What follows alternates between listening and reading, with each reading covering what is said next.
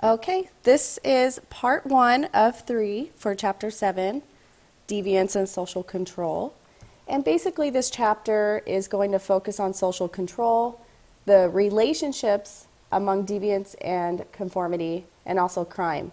So we'll be defining all these terms and answering questions such as what are the consequences of deviance, how can we classify crime, and how society controls our behavior. So this next slide is going to ask you to answer 2 questions. Go ahead and when you have gotten the questions, pause the recording so you can give yourself a minute to answer them. The first question is, how does society control its members? And question 2, what do you think are the most impactful methods of control? So in other words, what is the main reason that you obey the law? And let's assume that you all do that. Okay, so we'll start by defining social control, and then we'll come back to deviance a little bit later. We've actually already discussed examples in chapter 3. We probably just didn't label them as social control, but all of them were kind of forms of social control. And what I'm talking about is when we discuss culture and the social norms that we abide to, such as respecting a stranger's personal space, all of those things that we do in our day-to-day routines, we're actually demonstrating a sense of social control. So the definition of social control is techniques and strategies employed for preventing deviant behavior in any society. Social control happens at all levels. At home, children obey their parents. At school, students follow classroom procedures. They do what their peers do. At work, you follow protocol and try to please your boss, hopefully get that promotion. And most of us adhere to the law and try not to break it as well. These are things we do every day. We don't even think about it, and that's because we've been socialized to do so. It's just proper behavior, and that's what's expected of us. So going back to your question, how does society control our behavior? The answer to that is sanctions. We also discussed that in chapter 3. And remember, sanctions can come as informally as being teased for dressing differently than the group, or it can be as formal as being arrested for something like drinking and driving.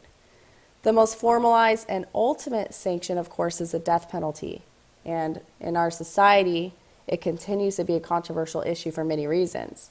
Some people against the death penalty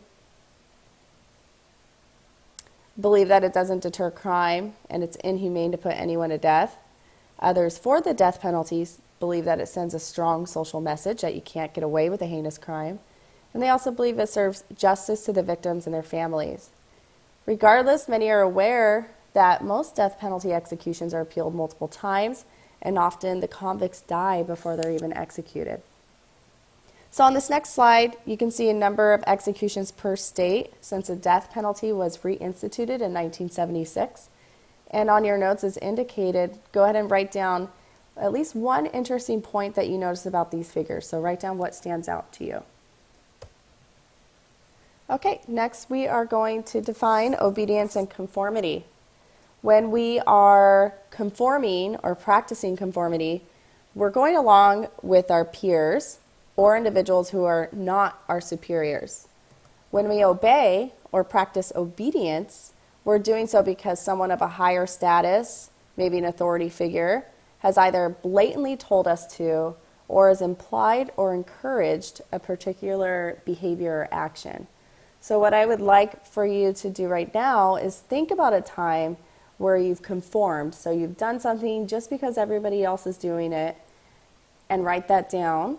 And also think about a time where you've been obedient. You've been told to do something, maybe it was something you didn't want to do, and you did that because an authority figure encouraged you to do so. So far we have discussed social control and defined that. We've reviewed sanctions, informal and formal, and we've defined and given examples of obedience and conformity. So this will wrap up part 1 of chapter 7. You have 2 more sections. But before we move on, I'm going to have you answer one more question just below where you gave examples of conformity and obedience. And this will relate directly to an activity that we will be doing on Monday. So here's your question.